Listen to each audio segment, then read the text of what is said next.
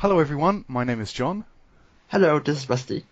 and this is the Purple Curtain podcast. This is the pilot episode, so I'd like everyone to adjust their expectations accordingly. hmm This week we're going to be talking about basically how we got into Nogizaka, who our favourite members are, and we're also going to be talking a little bit about the singles that came out around the time we became fans. hmm S- Um, we we're quite proud that we sort of chose our name democratically. There are a couple of names floating around, and um, we just decided to put it to people because we couldn't make a decision. So, Very nice there. the first question I'm just going to ask you, Rusty. When Yeah. did you first encounter Nogizaka 46? Well, for me, the first encounter is like pretty early actually. I first noticed them when they appear on the Oricon chart. It was their first single, in fact. Right. Good Curtain. Um, I thought it was kind of odd because their name was pretty peculiar. At the time, I was a AKB fan, so I was just starting to familiarize myself with their 48 group, and then I see this group that have this similar name, but they're clearly not quite the same. So it was all very peculiar. I kind of go on their official website and notice it's from the same producer, but beside that, you can see they're kind of not the same. There's a distance. They don't appear on the same show. There's no interaction. There's no theater. So it's kind of odd. But after that, I didn't really pay too much attention to it. I don't become a fan until the first single, Hashi Bicycle. So, do you know what kind of date it was when you became a fan? Um, just before the single came out, I think. So, Is it I like think 2013 or something? when did Hashi Bicycle came out? I Maybe think 2012. 2012? Yeah. 2012, yes. hmm So you're a much more veteran fan than I am because I I actually first encountered Nogizaka 46 when between mm, Barrett's release and between Kuisitara Katomoi. I see. So I think it was probably about February 2014. Mm, Um, I actually first noticed them because Ikoma was on Ikoma was on some kind of AKB show. I genuinely cannot remember for the life of me what it was. You know, I've been racking my brains ever since we started talking about this to sort of remember what it actually was, and mm, I just can't. Um, and you know, like what surprisingly perhaps for some people, I actually really liked her, and I thought, you know, mm, like this group is quite interesting. mm, I'll find out some more about it. And at the mm, time, you know, like one of my closer HKT mutuals, like somebody called Blue Mentaiko, mm, was translating some parts of Nogi Bingo 2. mm. So I actually found out that the whole of Nogi Bingo 1 had already been translated, so I went back and watched it, and I thought, yeah, these people are actually pretty great. This is something that I should find some more out about. mm. It's good that you enjoy it because I absolutely hate the first season of No Go. It's interesting that Like I actually think it's one of my favourite series of it. interesting because I don't know. I find it a bit too rough, I guess. Like the thing they're doing there is a bit more Yeah, extreme. it is significantly harsher, isn't it? It's This, actually yeah, really similar to, you know, AK Bingo, but like back, way back in the very old yeah, days. true.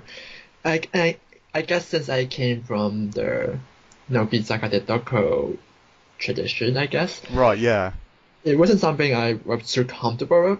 It's funny though, because I did watch the earlier AK Bingo, so I kind of it's not like I haven't experienced this kind of thing at all, but I just didn't really like it, and I think yeah, we're all just most comfortable with, you know, like what's familiar to us, isn't it?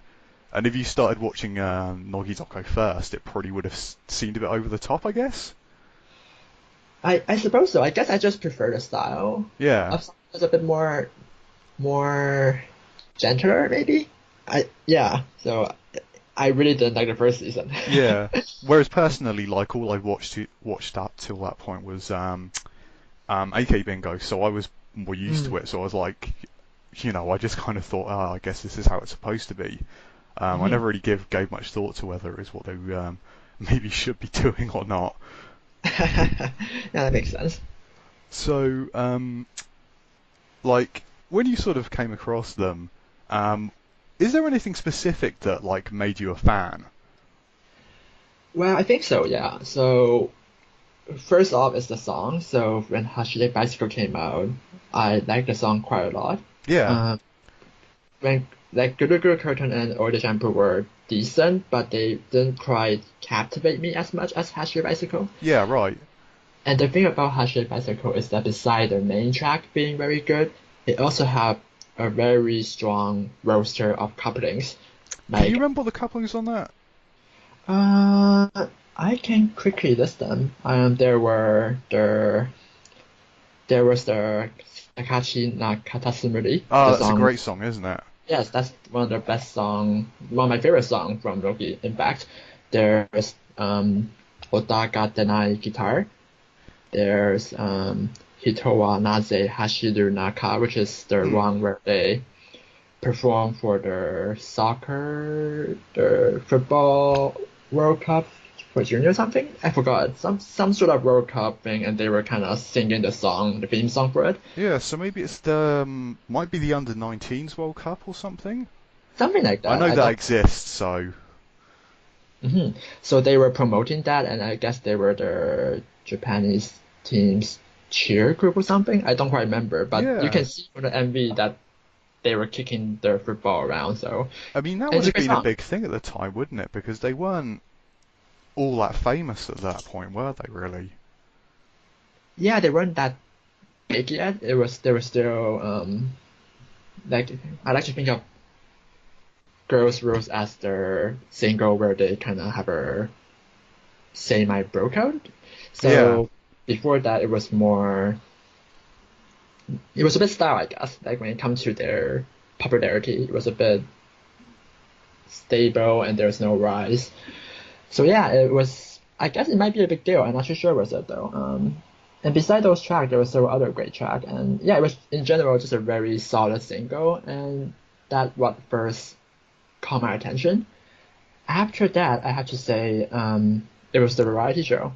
Nogizaka de Doko was just a very good show, and Yeah, prior, like I've Mhm, actually been rewatching some of the old episodes like 1 to 20, and mhm. yeah, they're really, really good. They're like, Yeah, if anything, they're actually like better than I remember them being.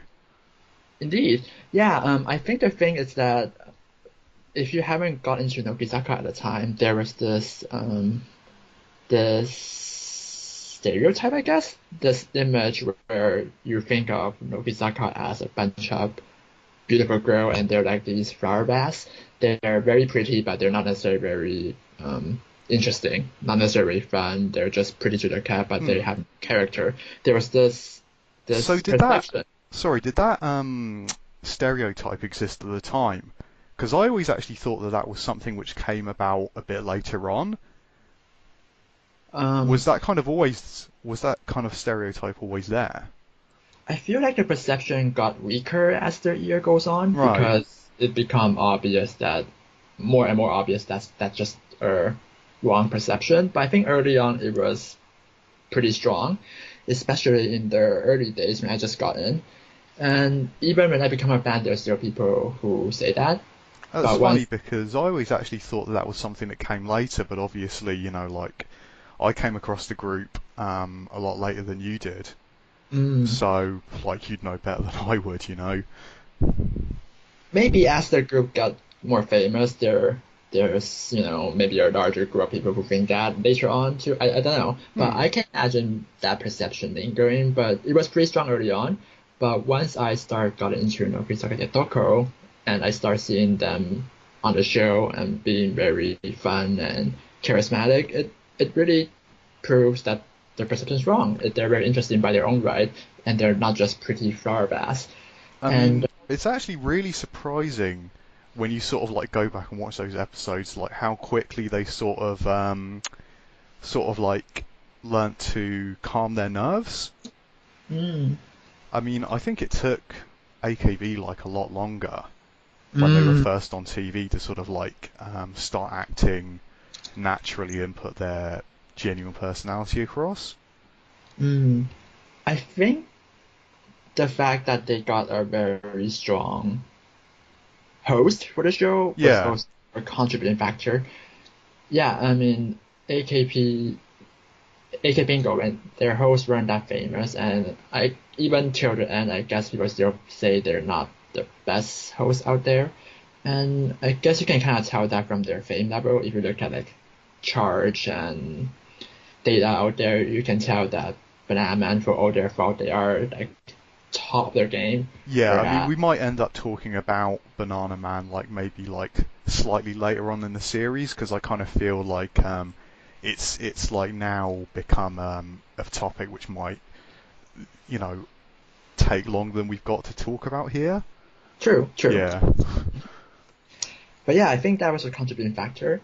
The funny thing about Nogizaka the doku for me is that my mother was the one that was watching it first, and I kind of got exposed to it through her. So in a sense, you can say I become a Nogi fan because my mother was there watching the show and Yeah. recommended the show to me. Yeah, you She's told me about that. That's like the one thing I couldn't possibly ever imagine doing with my parents. yeah, I guess it's just the background. My mother studied in Japan, so she's very fluent in Japan and very attuned to Japanese pop culture, Japanese variety. So it's not weird that she was watching Japanese variety show Hmm. and following this kind of stuff. So yeah, it's just how I got exposed to them. Very interesting. I mean, personally speaking, I can't really pin down any one specific thing. Hmm. Um, what it came down to was the fact that, I started watching their variety shows, and the thing Hmm. that struck me was that they were the first group I'd ever come across where I almost instantly liked every Mm. single member. Mm. Like with AKB and SKE and NMB, there were like a few members that I was never particularly keen on. Mm. And while there's kind of like members in Nogizaka who I'm not like a particularly huge fan of, there were none that I actively disliked, and that was a really Mm. really surprising thing because that was like something that I'd never come across before, and I think it was the basis for me to become like a genuine fan because pretty much everything they did was always like enjoyable. Hmm. Like I'd watch them and it's like it would always be fun. It would always be a member that I liked on screen. Hmm. Um, so the lack of any kind of mixed feelings that's basically the basis of me becoming a fan. And that's like like it's such a lame way to explain it because I can't really sort of like point to anything specific which I'd really like to. Um, but that's all it really was. I just really really liked all the members. And also, I think you know, I was quite lucky that I came in when Barrette was released, Hmm. because Barrette's not my favorite Nogizaka single, but it's very, very distinctive. Hmm. There's not a lot of idol music that sounds like that, and True. I think the uniqueness of the song um, really, really kind of like stuck it in my memory.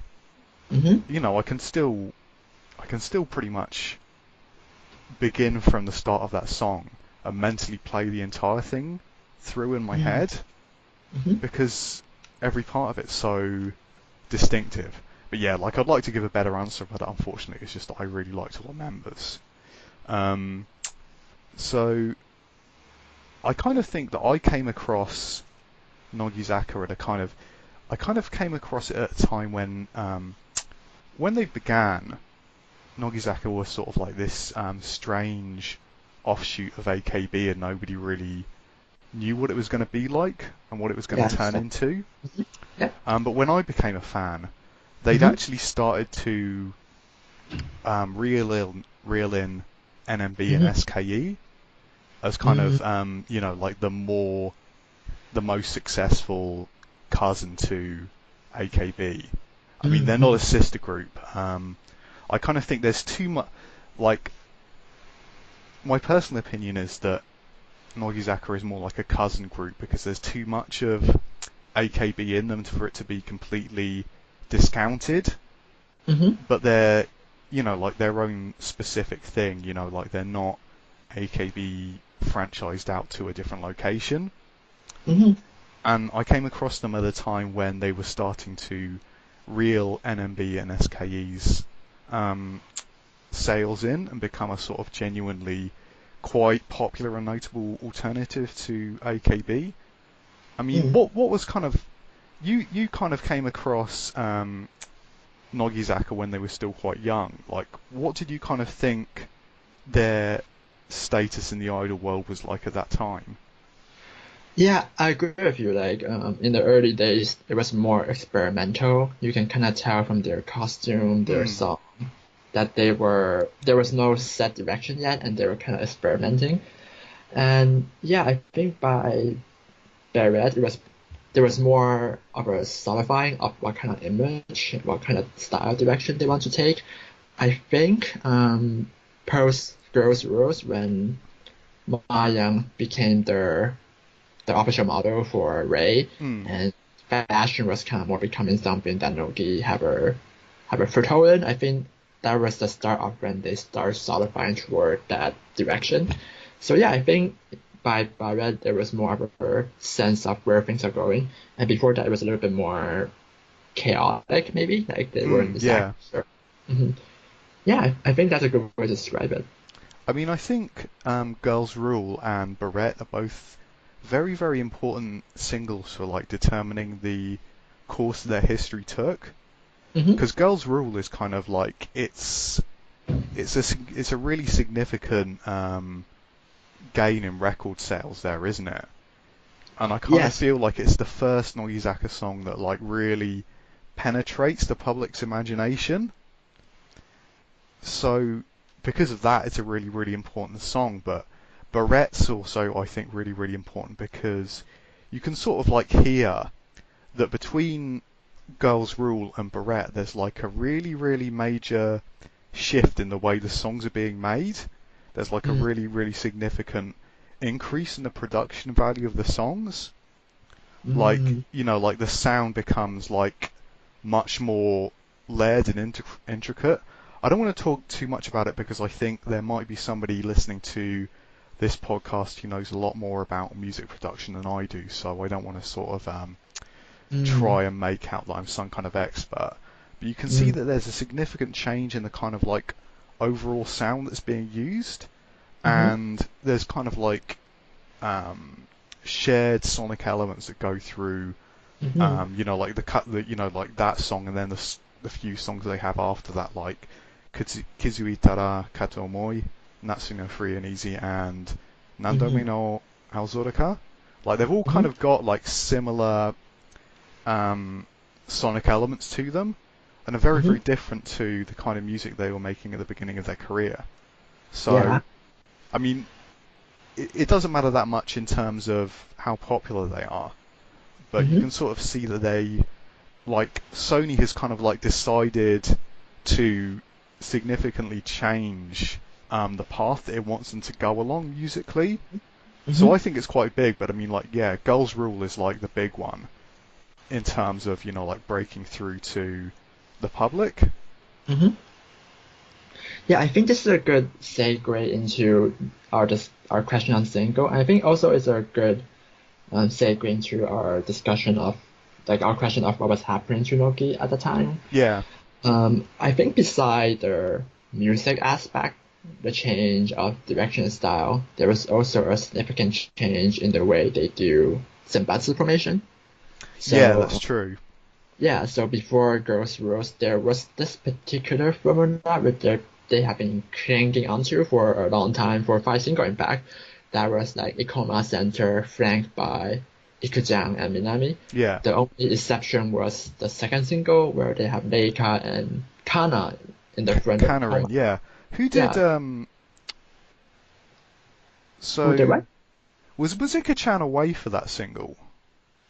No, they decided to demote Ikuchan and Minami down to third row, I think, or second row. I'm not Yeah. sure. Do you have They any demoted them. do you have any idea why they actually did that, or is it just one of those things that we'll never be able to figure out? I think early on they have a little bit more desire to experiment with information. Yeah. Except for the center, which for whatever reason they decide they're going to stick on with Ikoma to the end. But yeah, so after I guess when they experiment with all the shampoo and they didn't see Kana and Leika blow up, they decide to switch back to Ikuta and Minami. Hmm. And they stuck with that formula until the fifth single. And I think at that point it was becoming untenable. There's something that happened between the third and the fourth single. It's a musical thing. It's called the Judo Kunin no Principle. It's basically a musical thing where there's two acts. The Yeah. first act, everybody kind of perform a little stunts or do some sort of introduction, and basically they're asking the audience to vote, and the top 16 people voted will then get to act out the second act, which is basically the Alice in Wonderland musical. And during that musical, it becomes very obvious that there's a difference between the popularity of certain member and their spot in Senbatsu. So, Yeah. for example, Because I mean, it's not just the fact that Ikoma's center, even though she's like not really anywhere close to being the most popular member. It's also members like like Mai Mai and Misa and Na-chan. It's like they were all kind of second or third row all the time, weren't they? pretty much, Misa didn't enter Senbatsu until way later, and her popularity was very clearly there. So management just like her, and Yeah, I don't think I've never got the impression that management ever really liked her. yeah, it's sad. And yeah, so there's clearly a lot of favoritism, and I think that musical, the principle kind of very shows the difference between certain members' actual popularity and their position they are actually holding in the group in Senbatsu. And I, when I was at that time, a lot of people and myself included feel like maybe the fourth single will be different. They try Ikoma Center for three single and this particular front, and Gosanke, which refer to Mai Yang, Nanami, and Sayuri, were always in the second row. They were always right behind the front, so they were it was really clear they were the most popular, but they were always sort of like just behind the front row. Yeah, And there was expectation that maybe things will change, but no, for the next two single, they kind of stuck to the same formula. And I feel like by the sixth single, it was becoming very untenable, and maybe that was then they feel forced to shuffle things around, and it was a very instrumental era, I guess. It was an era where things changed dramatically. I mean, I think this is just my personal opinion, but I think that when Nogizaka was first formed, Mm-hmm. um, their management was trying too hard to make them like AKB, with a kind of permanent center, and then like two members either side who kind of like who would be like Yuko and I guess maybe Mayu Mm. Mayu, or just like another like very very popular AKB member, and they would just kind of stick with that because Achan did really really well for them, Mm-hmm. and Achan was like never really replaced, but she was also like the person that they chose as well. And I think that they were trying to do the same thing with Nogizaka, but I think, as you say, around Girls Rule, I think they've tried to.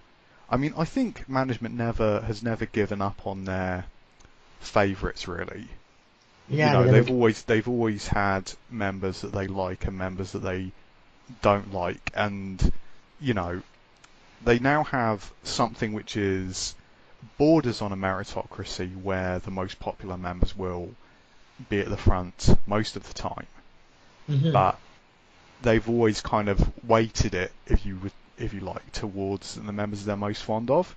But Girls Rule, as you say, it's like a really big shift, because that's when this idea of the semi-meritocracy comes in, and the most popular members will start going to the front.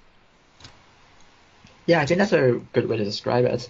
And I also think later on, as Nogi become more prominent and gain more resources, beside their more popular member being able to go to the front more, the member that are more behind, like the unders and their third rows and buzzers, they also start to gain more and more resources. So being not in the front or not center is not as bad as it was in the early days. In the early Yeah, days, if you're in the unders or your third rows and buzzers, there was very, very few resources. Like there was very few things to do. It's a night and day contrast with today. yeah. Well, I mean, I think it's kind of almost noticeable in the pattern of graduations from Nogizaka, because there's quite a lot early on, aren't there, in the first couple of years, and then True. not Yeah. that many, not that many between. I don't know. I would say like about 2015, 2017. There's like not. There's hardly any at all, is there? Yeah, I think from maybe the 16th goal, I'm not too sure. But yeah, in the early days there was a little bit more than average, and then there was a long period where there's not many. But You're right. I think it does sort of like tie into that idea of there just being, especially early on, very little for Nogizaka Undergirls members to do. Hmm. You know, like there's no theatre or anything, and the Yes. group itself isn't really popular enough for them to get onto TV and get outside jobs. So, you know, if you're like a sort of Undergirls Nogizaka member in the early days, you really are a Hmm. bit stuck. Hmm. Um, but as you said, you know, like as they start to become more popular and there's like activities that members can do besides appearing on singles, that's when you sort of like see the members start to stick around a bit more, even when they're probably not got a very good chance of being in Senbatsu. Hmm. That's true.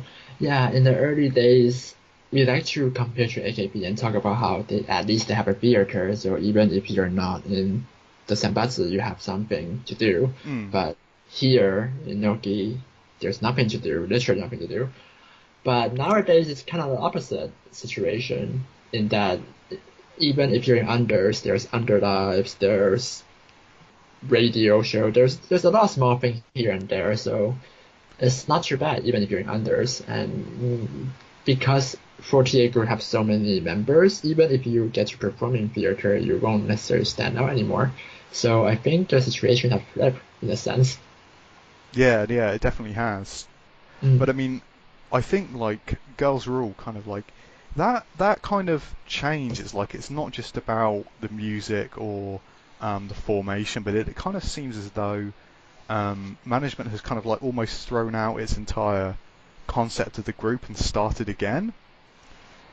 You I think know, that's in that. pretty much every single way, they've kind of like given up on the idea of trying to be like AKB but not AKB, and Mm, I kind of feel like they've kind of stamped a very specific and a very specific personality on the mhm. group from that point onwards. Yeah, I think so. Do you happen to know a person called Minami Sasuka? No, I don't. If you watch the early episode of Nogizaka de Doko, there's this woman that's very bizarrely dressed. Hmm. Basically, she was the person that was designing that was choreographing the earlier dances Yeah, for Nogizaka. So from like basically almost all of the choreography before Girls' Rules were by her. And yeah, after Girls' Rules, she's gone. She's gone for good. And I was for one very pleased about that. yeah, But right. yeah, yeah, you can tell, but you can tell like the style in their dance before and after. Like beforehand, it was kind of this weird morning exercise, but not quite morning exercise, simple move thing. It was Yeah, I char- think I know what you mean. yeah, it was characterized by simple. simple moves where you move your arm and legs a bit, but you don't really move around. The formation was very static.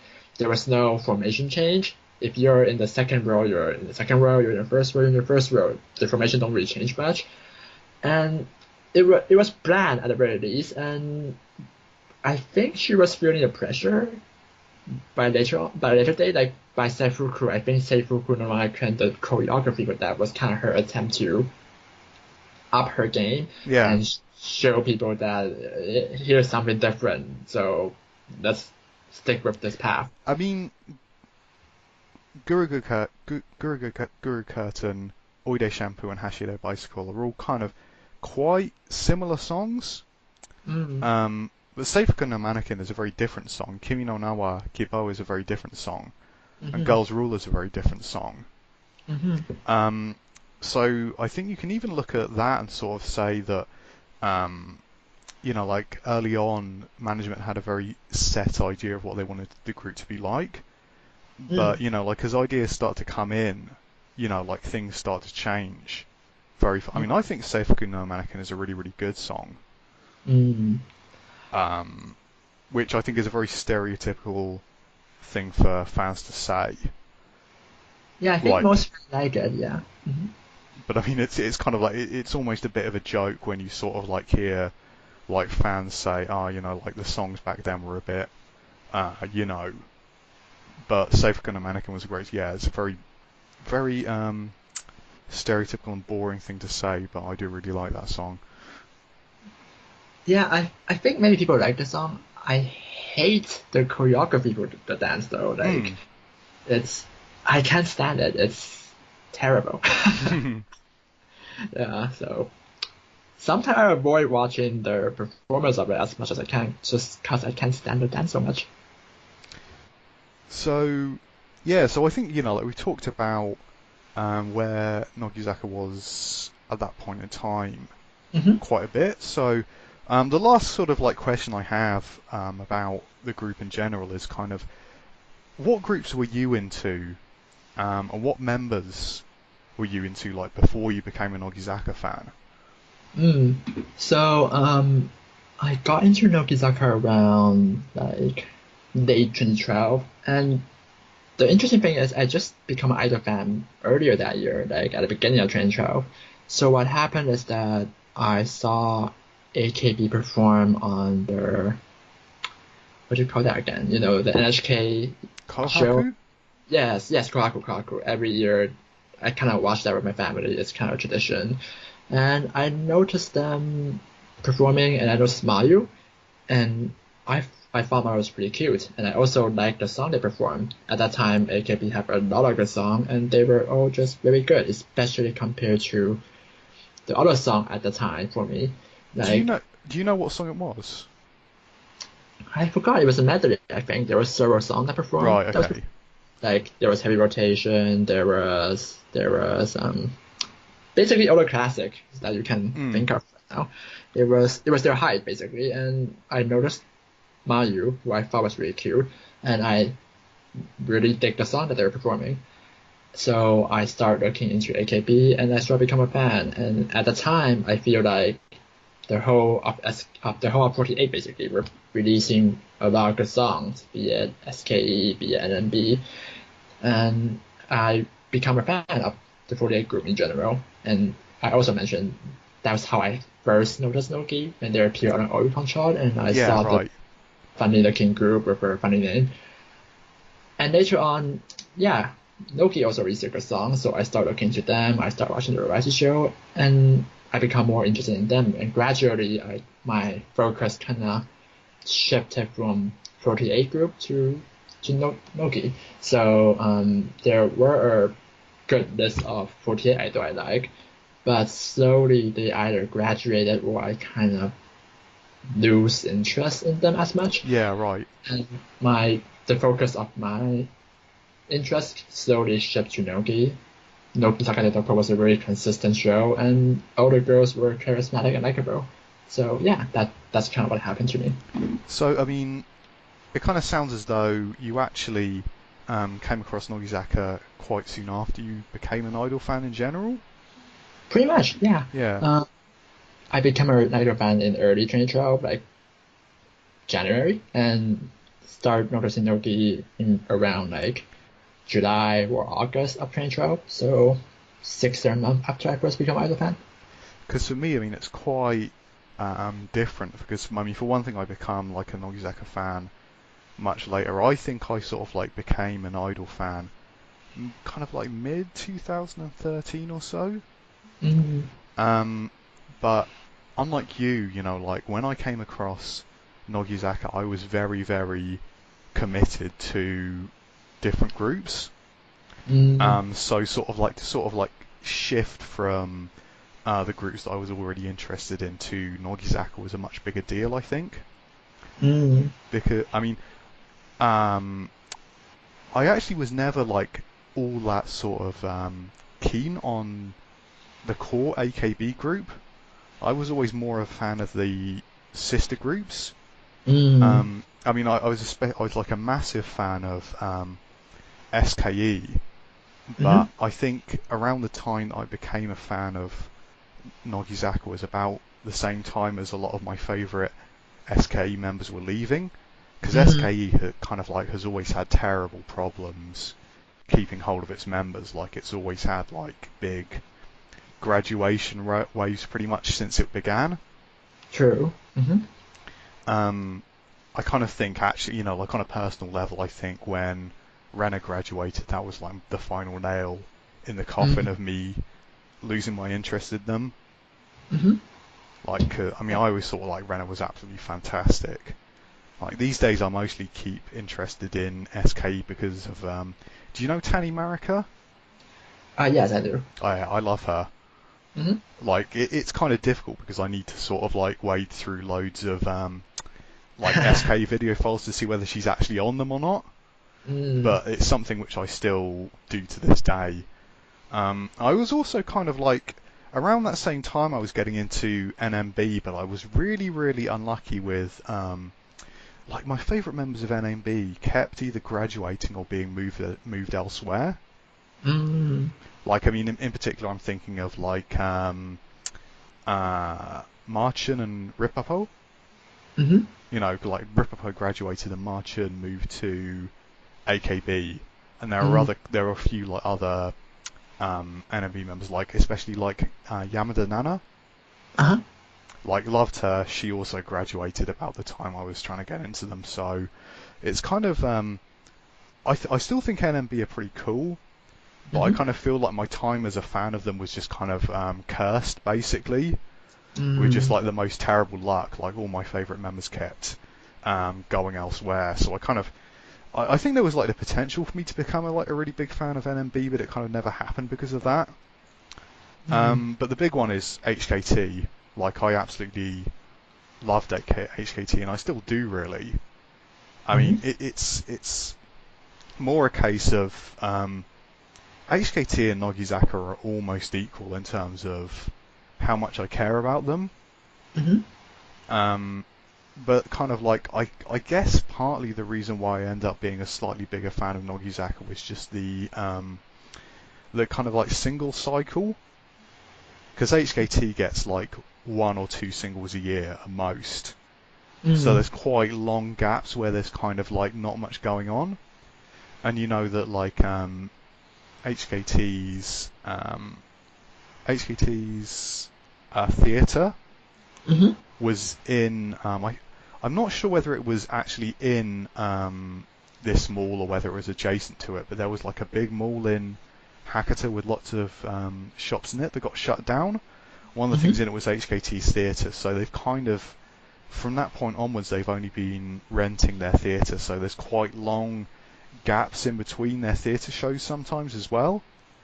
Mm. Yeah, that's quite a shame. I remember like HKT and Nogi, they kind of got founded around the same time. So Yeah, yeah, early but on was yeah. I think like they founded around the same time, and I think the sort of like the resources devoted to them by AKS and Sony respectively are just like completely different, and in a way that's kind of I guess like partly responsible for the kind, the way they ended up with Nogizaka being much more popular. Yeah, I think it reflects their model and their actions of what Yeah, happened.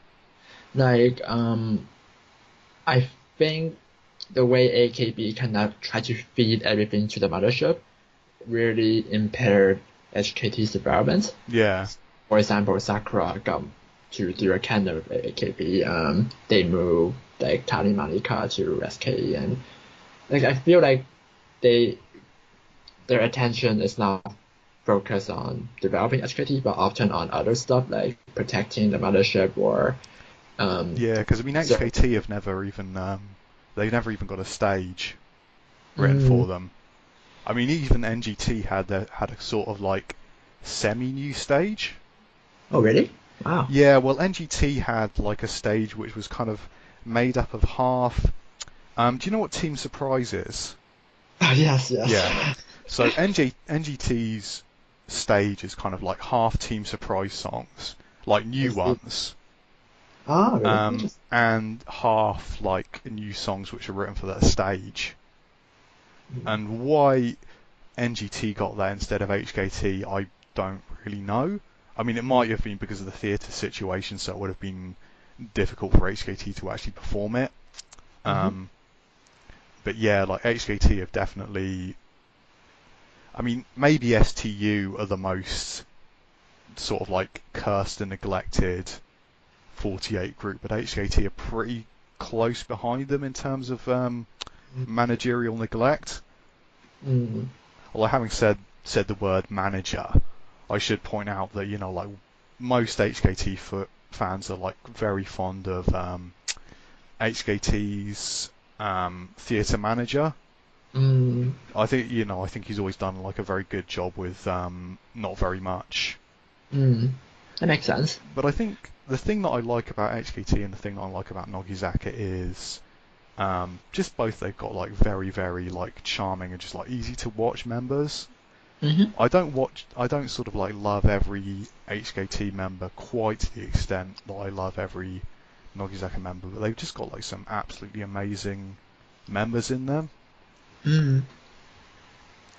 But I guess like talking about great members is probably like a good time to move on to the second part where we Mm-hmm. talk about Oshis. Mm. So who's your Oshi? Well, to everyone's surprise, it's Ika-chan. Ika-chan. Yeah. Yeah, This part of the podcast is basically for people who don't know us. true, true. So, yeah, when I first got into Noki, okay, maybe I should go a bit before that. The first member I noticed that I actually kind of like, purely from look, is actually Hoshino Minami. Hmm. I guess she's just a great cute. As I got into Noki and started watching their show, though, Ikuchan was just very fun, very adorable, and very talented. I mean, I guess they're just Yeah, I mean she is like unusually talented for a sort of like 48 or 46 member, isn't she? yeah, and she's also, despite being like knowing to do all these sort of things, she's also very fun, a very interesting person. She always give me a good laugh on Nogizaka de Doko or Nokichu. Yeah, same. Yeah, and she's adorable too. So she's just kind of the total package. And yeah, there's like what's not to like kind of thing. But yeah, that's how I got to like Ikujang. And as I get to know more and more member, there's also a lot of member that become very likable and sometimes very difficult to rank them. But yeah, Ikujang my Oshi. Yeah, so my Oshi is Kaz, or Takayama Kazumi as she's known Mhm. to everyone who's not her. Because I think I might be the only person who calls her Kaz. Mm. Maybe there are a few other people, but yeah, Kaz is Takayama Kazumi for people who don't read my Twitter regularly. Um, and like you, like my initial the member that I was initially drawn to was actually Mayan, and I think Mayan is kind of like the sort of like starter Roshi for quite a lot of people who get into Nogizaka 46. Mm, Just kind of like because she's not just like she's got like a pretty face, but she's also got like a very noticeable face as well. mm, Like she's very, very easy to pick out from a crowd of people. true. And you know, like she is also like a sort of like very fun and charismatic member. Mm-hmm. So it was Mayan for maybe like a month or 2 months. What happened is as I started watching Nogi Doko and Nogi Bingo, Mm-hmm. Kaz really started standing out to me because she's a really, really fun member. She's always totally full of enthusiasm for everything that she's doing. Mm-hmm. She's just like so easy to watch. Like I just sort of like found that I was enjoying myself like every second she was on screen. And I Mm-hmm. think, like after I sort of like finished off watching Nogi Bingo 2, I just thought, well, it's pretty obvious that this person is actually Mayoshi Mm-hmm. instead of Mayan. And, I actually sometimes feel bad about Mayan because Mayan started out as Mayoshi and then fell way down my rankings to the point Mm. where she wasn't even in the top 16 anymore. And then she kind of Oh. like bounced back again and is like now probably like in my top 10, I think, in a sort of like quite a weird pathway. Mm. But actually, because like I had like two follow-up questions to who's Yoroshi was like, was she always Yoroshi and why is she Yoroshi? And I think we both kind of ended up Answering those. covering that. Yeah, like so Yeah. there's no need to ask those follow-up questions really. But um, one of the follow-up questions which I did have, which might be interesting, is were there any members you were into um, at the time you first became a fan, which are kind of like surprising in any way, like the people who know you might not expect? Hmm. I Because I've became got a some. Yeah, I guess because I became a fan rather early, like during Hashi Bicycle era. Um, I, I don't feel like any of the member that graduated really were someone I surprisingly like. Hmm. Um, I do kind of like Yukina though. I feel like she never got a chance to really Kashi, properly. is that Kashiwa Yukina? Yeah, Kasha Yukina. I feel like there's potential there, but I mean, I don't think it's entirely management fault. I don't feel like she really showcased herself much either. I feel a But bit it's bad now because I've kind of slagged off Kashiwa Yukino on a couple of occasions because I kind of find it amazing that anyone could be in both Momoyura Kurobazi and Nogizaka and still not become like a famous idol because no, I agree. I agree. That's that's very true. I feel like she never really showcased herself much either. And to be fair, she was in Nogi during the earlier days when there's not much resource. But yeah, I feel like I guess it's just a sense that there's potential there that you've never seen, and that feel like a shame. So I don't think that's quite an answer to your question, but I guess that's something. I mean, I actually remember like when I was watching the really really old episodes of Nogidoko recently. Mhm. I kind of had forgotten what Kashiwa Yukina even looked like. Mm, And she actually features quite prominently in those first few episodes. And mm, she's got a really, really cute face, and that's kind of like pretty much all I ever really managed to learn about her, I think. mm. She has got a really, really cute face. That's true. And considering that, it's quite a surprise she never got anywhere, actually. Yeah. Mm.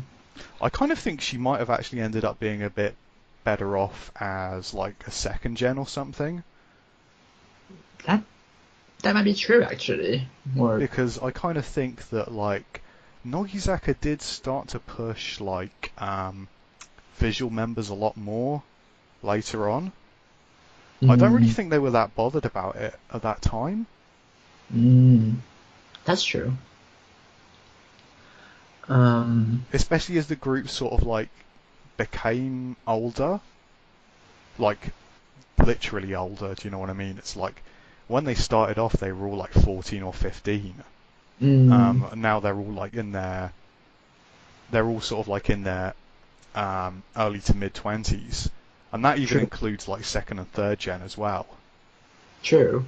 Yeah, I do think in the early days, management were making a conscious decision to push their younger member, like the front, 一个讲 Minami and Yeah, they might not be the youngest, but they're relatively younger than Gosanke, for example. And later on, I guess they kind of feel like they should relent and push their more popular member, even if they're older as well. And I yeah. guess that, yeah. Um, because I've actually got like quite a few Mm-hmm. members who I was into at the beginning that might surprise people. Were they? Um, yeah, well, I mean, I mean, for one thing, I did actually like Ikoma, and I liked Ikoma for quite a long time actually. Um, I see. I think it's partly because I actually liked her more when she was still center, because I Mm, think when she lost the center, she kind of like ended up doing a sort of like variety persona, you know. And mm. much though I liked her earlier on, she's not very funny, and I think it was a ton like a terrible choice for her career wise. Mm, But like yeah, like I mean, I think people have kind of got the impression that I dislike her, but mm, what it really is it's kind of like I just feel like I should be like honest about the fact that I don't think the group would ever have actually reached the height of popularity it did with her as center, and mm. those are two quite different things. True. Yeah, I In the think. same way that I kind of think that if like I mean if Kaz had been center of Nogizaka, they never would have reached the heights of popularity they reached. You know what I mean? Yeah, I think that's fair. Yeah. Hmm. Another one is I quite liked Rotti as well, I which see. you know I can sort of like hear quite a lot of people I know grinding their teeth with rage as I say that. I actually really liked her initially. Mm, Um, I, I mean, I don't know why I ended up changing my mind.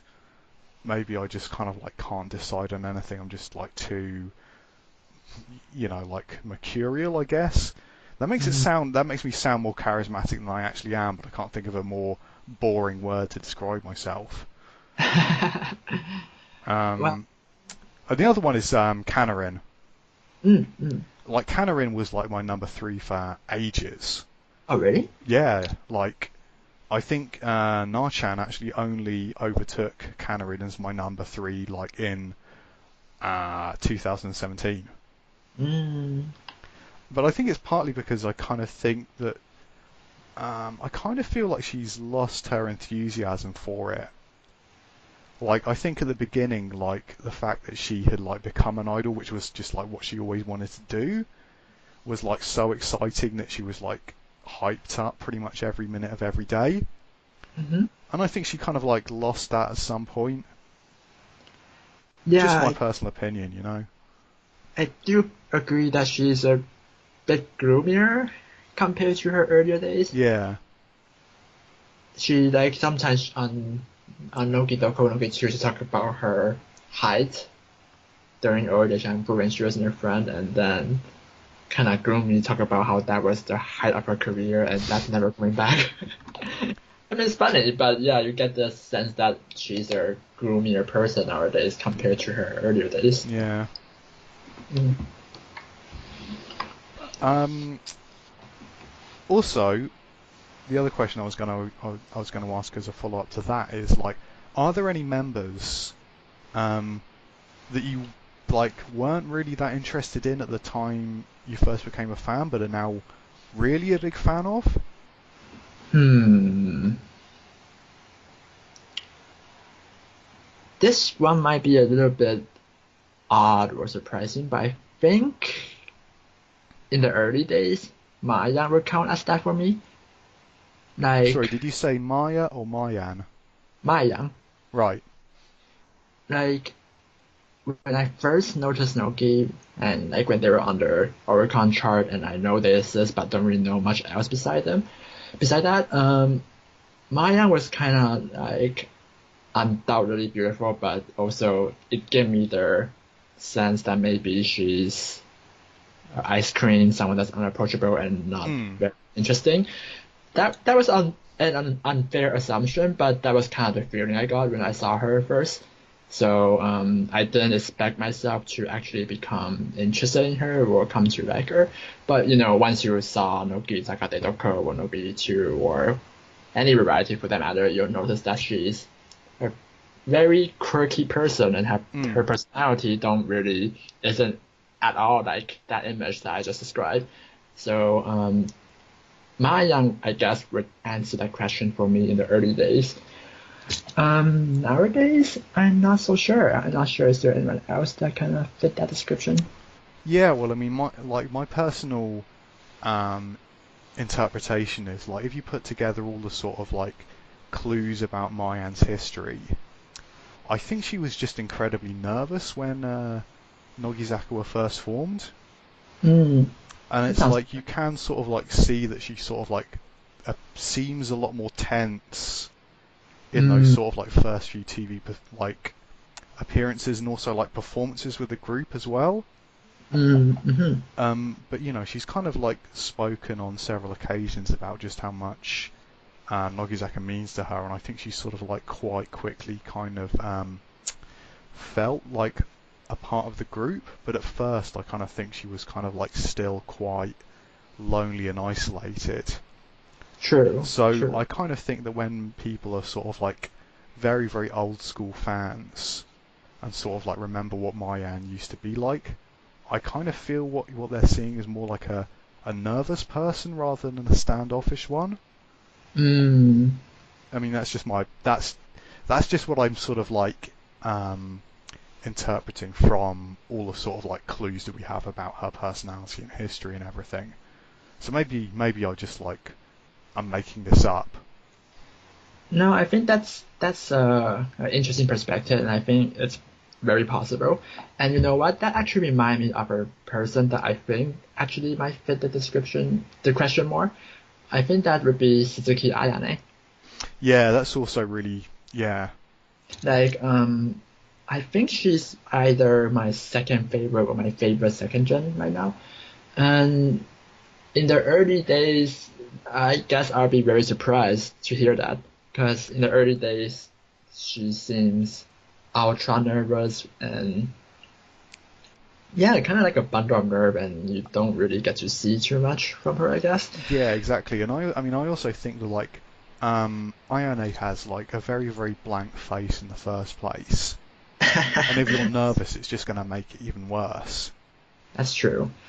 And nowadays, though, I'm wondering whether her that nervousness in the early days was that even true though? Because you know how sometimes in Japanese variety show they can be incredibly staged. Yeah, well, I mean, it's like Ayane and Kotoko in particular are just like they're kind of a bit weird, Yes, because and you remember them for that. So yeah, maybe there is kind of like an element of kind of playing up that element of their personality. yeah, Maybe. but to a degree that it's not even like it's like weirdly exaggerated. Because you know, Unders have another show later on. It's called Nogi 10, Yeah. and online show that it's it's pretty good. It's great resources for unders who at the time initially don't have too much, and I think it gave unders a good big boost. But anyways, my point is that I saw Ayane on it, and Nogi 10 is a much more spontaneous show, and she was able to MC quite well. She was able to communicate quite well, and That's like something that I think is quite interesting about her actually is the fact that um, when she's kind of like not sure whether she's supposed to be talking or not, she's quite quiet. But when she's sort of like put in a position where she's encouraged to sort of speak, I mean, she's mm, pretty fluent, really, isn't she? yeah, yeah.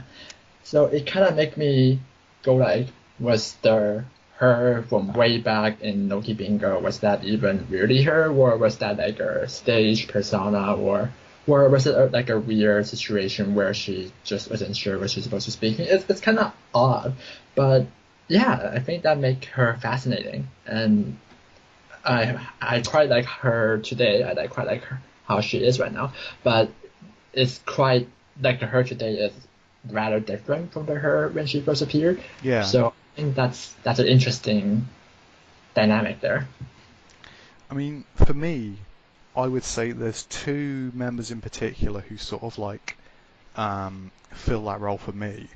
And the Mm-hmm. first one is actually Asuka, Mm, because I was never really, I mean, I don't know why, it's just like an irrational kind of response, but I never really I never became a fan of her until after Hadashi Day Summer, mm, because she was just, she rose to the challenge so magnificently.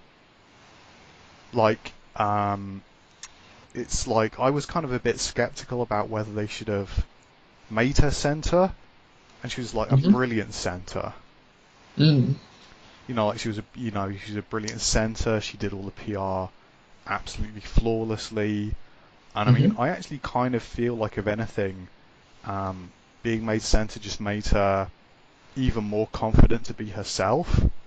True. And she's like, like she's a really, really funny and interesting person, and she's Mm-hmm. got like a very, very distinctive personality, and I absolutely love it now.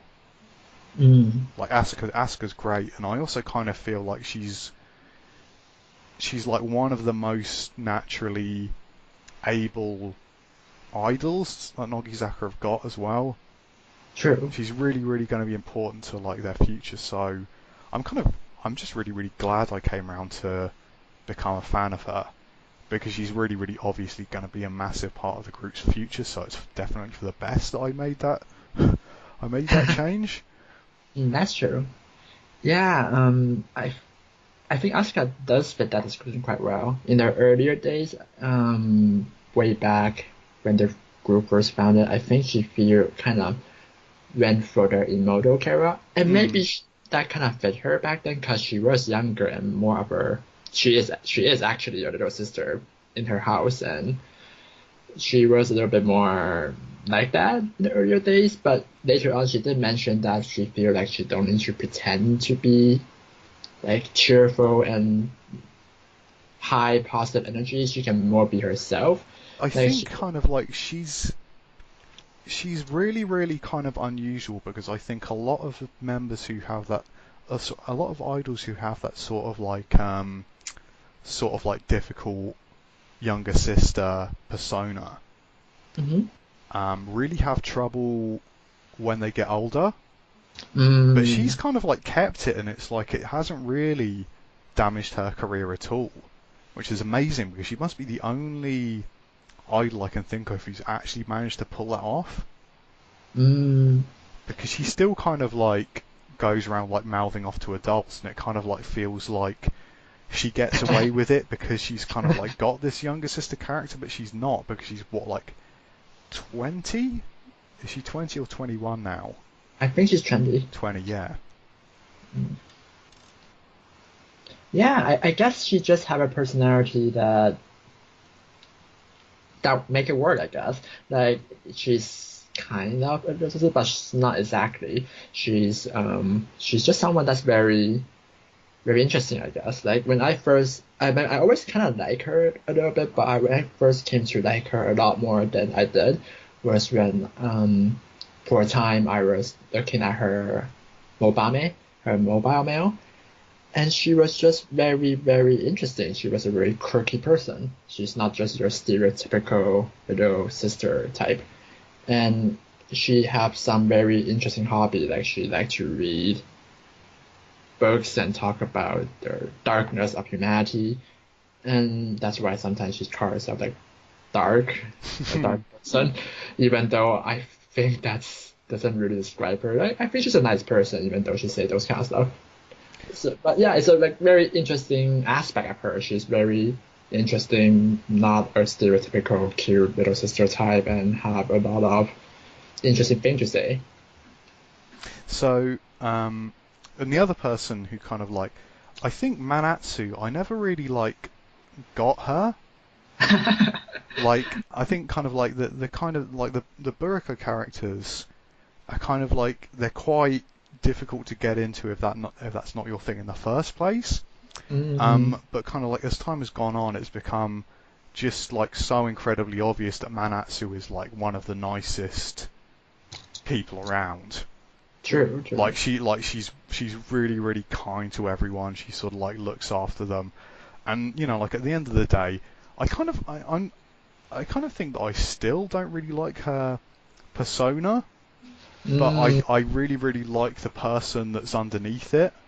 mm, Like she really like you know, the more I kind of find out, the more I think yeah no she's actually a brilliant person. mm.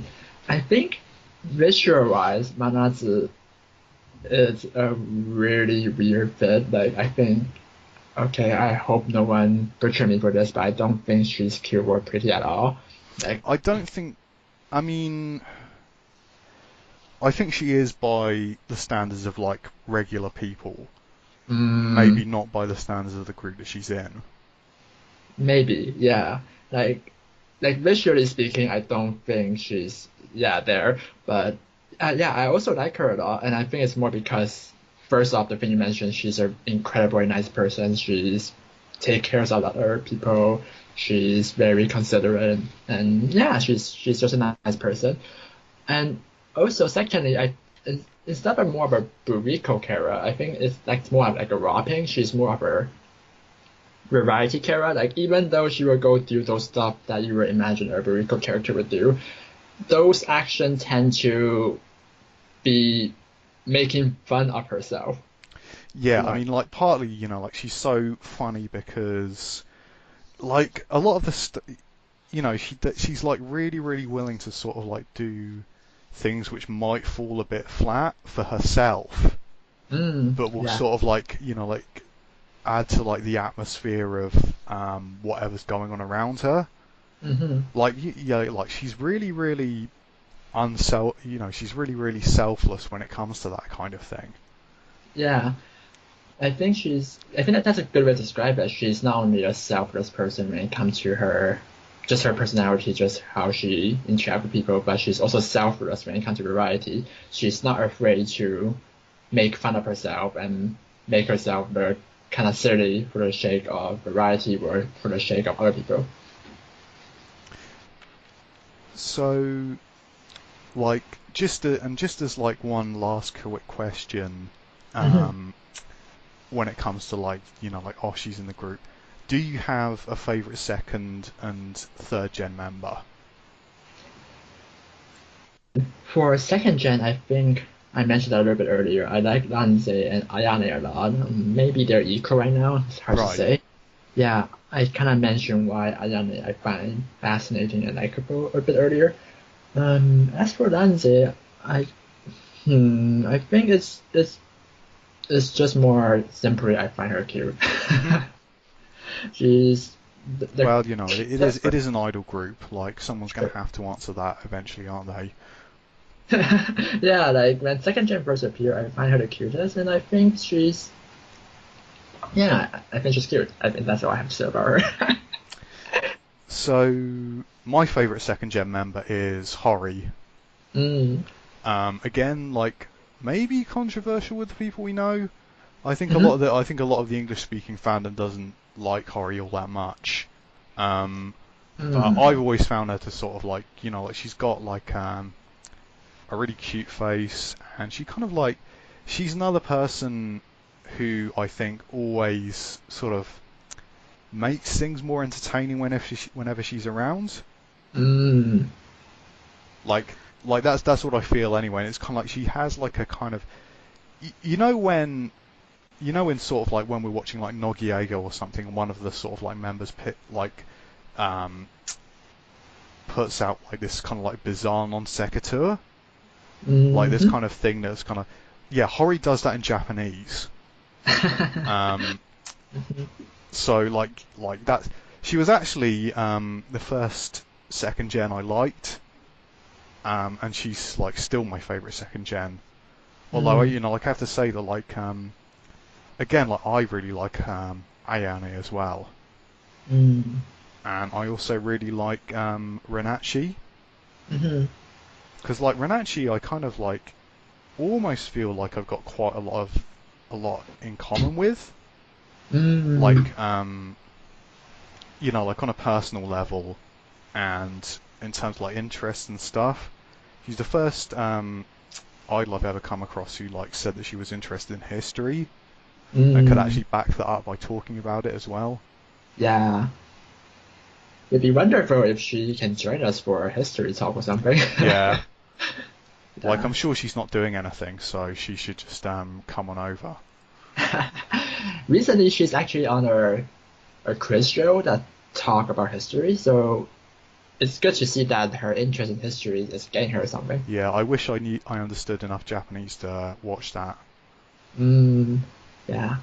About Holy, I think her thing is that her humor, her variety is kind of hit or miss with some people. Yeah, So some people just don't find her that some people funny. just think she's loud, don't they? I don't think she's loud. I think her humor, like the way when she's trying to be funny when she does variety, I can see how some people don't find that funny, Hmm. and I can see how that might be a turn off for some people. I personally don't have a problem with it, but I can see that. Although I do think she's popular among the foreign fandom. Like, there was some posts that was I forgot where was the post was. I think it was done by Conjure actually. And Holy generally went quite well, and it's an English post, so it was Hmm. mostly by foreign fandom. So despite the fact that some people really don't get her variety and stuff, I think she's doing pretty decently among the foreign fans. But yeah, and also talking about my favourite third gen, Hmm. in a sort of like similar way to Kaz becoming my Oshi, like the first third gen I sort of like became a fan of was Zuki or Yamashita Mizuki for people who again like aren't part of the sort of like little group of people I know on Twitter. um, Mm, just because she's kind of like she's not just got a cute face, but she's also got like a very striking face as well. mm, You know, like her eyes are kind of like ever so slightly manic, and it's kind of like I don't think that's something I've ever seen in an idol before. You know, it mm. kind of looks like she's looking at you like she's doing like witchcraft or something, and your head's about to explode. But like at the end of the day, though, I think third gen are great, and there's loads of members in there that I really like, including particularly like Minimin or Umezawa Minami Mhm, or Momoko, like mhm, Ozone and Momoko. But my favourite is actually Yoda Yuki because Yoda Yuki is like a being of like pure cuteness energy. mm. Like, I mean, you know, at times she barely even feels human because like everything she does is like inspires that kind of like um, pained expression where like you can barely take it because everything she does is too cute. Mm. So in the end, my favourite third gen ended up being Yoda Yuki. I think that's because she's a Jedi and she put a Jedi mind trick on you already. Yeah, the Jedi mind trick is incredibly powerful. Yeah. As for me, I think it's very hard for me to choose a favorite version. Maybe it's Lenka, maybe it's Tamami, but in general, I think Virgin is just a package that have like a lot of members that I owe like quite a lot, and it's hard to pick someone that's like stand way above others. Yeah, third gen is incredibly consistently good. Mm, yeah, and I would like to go back to Umezawa. Um, Yeah, I think she have a very interesting future because although Virgin are all very likable, I think only she have the curly older sister type of image, I which is think funny. I Yeah. also think Minimin has a very bright future because she is like the only third gen who wasn't really pushed, who's become like really standout popular and got into the first row, and she's pretty much achieved all that by herself. Yeah, that's true. I mean, I'm not saying she's not pushed. I mean, she is now.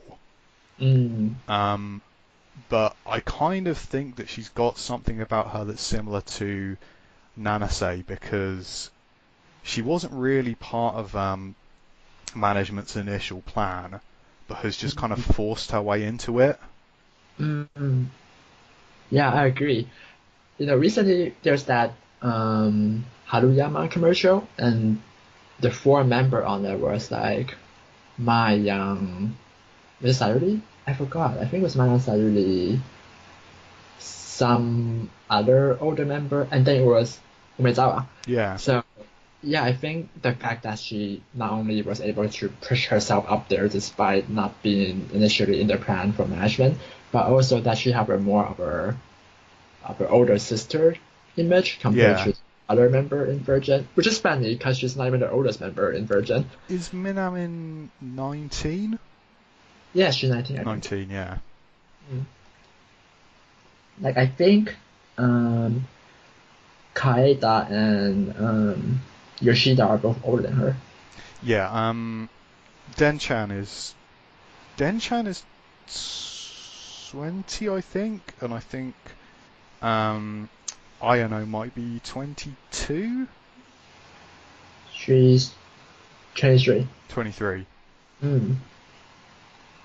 Yeah, so they're both way older than her, but she's the one that have that image, and maybe she's the one that actually have the breakout popularity too. Yeah, I mean Denchan is kind of goofy, so she kind of doesn't really come across as the older sister member, does she? Yeah. That's what I like about her, actually. um, but She's kind of growing up these days too, though. I'm not sure. Denchan is getting more popular, isn't she? Yeah, she sold out her recent handshake, which Yeah. was the case beforehand, and to be honest, I'm not sure how that happened. So, I mean, I did have a few questions about the singles, but we mostly covered it Yeah, I think earlier so. on. But I did Mm, have one last question, which is, we talked about all of the singles up till Barrette. mm. Um, but what did you think of the next couple of singles after that, which kind of like Kizuitara Kato Omoi and Natsu no Free and Easy, which kind of built on the kind of sound that Barrette had started with? Mm. I like Kichi Tanaka a lot. I think it's like one of the best A side It from was Nokia. weird because the first time I heard it, I didn't really like it, and now sort of like listening to it years later, it's kind of difficult to imagine what I was thinking at the time because it's a great song. Mm. Yeah, I guess something that happens, like some song you don't like at first listen, but it grows on you. And it's also kind of like, you know, like I think like Aki P is quite limited as a lyricist. Yeah, like that statement's going to make me very popular with the people listening. Um, but I actually think Kizuitara Kato Omoi was kind of like one of the kind of like more real songs when it comes to the lyrics. It kind of feels a little bit more like something that somebody might actually be thinking about. Yeah, no, I think that's a perfectly fair statement. I think most of us, either Sakamichi fan or AKB fan, will agree that like Akipi is more miss than hit these days when it comes to his lyric. But yeah, Yeah. he does have a few good one, and I think the one for Kizita Katamo is pretty decent. What do you think of Natsuno Free and Easy? It's a it's okay. I mean, I don't hate it, but it's a weaker track for me compared to um, everything out there. I mean, I actually really like it. Mm. Um, I think it's partly because it kind of like um, it feels incredibly nostalgic now. Mm, Like it kind of feels like a kind of like time of like just like complete optimism in the mm, sort of like history of Nogizaka. So when I kind of like feel it, sorry, when I hear it, I think of those things, mm. and I kind of It's think that might have like boosted my affection of it. But I mean, it's like I actually quite like that kind of sound when it comes to pop music as well. mm. That's fair. I think it's a pretty decent song. I mean, there's nothing wrong with it. So, and it is very energetic, and I usually do like high energy songs. So yeah, I can see how it embodies their positive energy at the time. Like everything seems like it's going upward. So yeah, just as like one last final thing, Yeah. you know, like like of these like songs that we've spoken about on this hmm episode, can you give hmm me like your three favorites? Three favorites. You mean up to Kisui Kata Omoi or just like the earlier singles? Yeah, up to that point. Hmm. I say Kitsui Kata Omoi would be one of them. Mhm. Sakachi no Katasumi might be the other. Mhm. The third one. That'd be hard. Um, Maybe Romance No Starter. So mine would be Mm-hmm. Barrette, Mm-hmm. and Kitsui Tada Kato Omoi. Mm-hmm. My third one is actually Hidari Mune no Yuki. Oh, I like that one a lot too. Like it's one of the ones where kind of like whenever you listen to like the anniversary performances, it comes on quite early, and it's kind of Mm, like it's in that kind of like slightly lower production value style that they used to have, but it's mm, just like it really kind of like got into my head from pretty much the first time I listened to it. mm. No, I think that's fair. I personally think it's more iconic than Nogizaka no Uta. Yeah, I personally like it way more than Nogizaka no Uta, actually. yeah, it's weird. I don't actually like Nogizaka that Naruto that much either. mm, yeah, I mean, the only reason it's their iconic song is because it's chosen to be an iconic song. It's not like there was a democratic vote or something. Yeah. Mm. So yeah, we need to vote on things a lot more. Yeah. It's funny actually because like originally like they were gonna like vote on the Senbatsu or like that was like the kind of idea that was like the wacky idea that Akipi had when he came up with Nogizaka. Like Yeah. people are gonna vote, yeah. Like they got rid of that almost immediately. Like Yeah, record company executives don't like that kind of thing. I think Gyurakunin no Principal was kind of how that concept ended up being. Yeah. But, like, although it affected the final lineup for Act 2, it ultimately did not affect the Zenbatsu for the next two single, at least. So, yeah, they kind of pushed the idea back. Like, it's not completely abandoned, but it wasn't really exactly fulfilled either.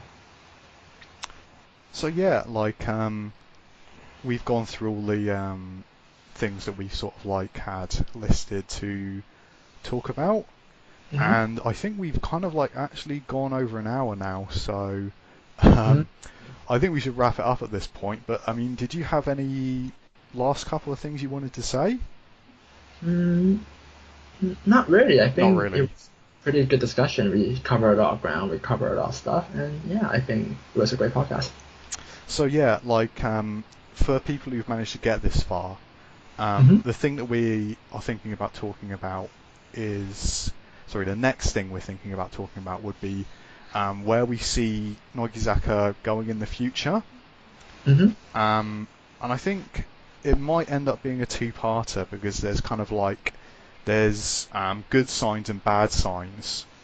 hmm So we might split it up into two parts. Mm. Especially because I don't know about you, Rusty, but I want to talk about things like handshake data over time. Mm, And I kind of think that might end up taking up quite a lot of time. So that's true. we might have to split that up so people don't just turn off Or fall asleep. or fall asleep. Yep. So yeah, so this is goodbye from me, John. And for me, Rusty.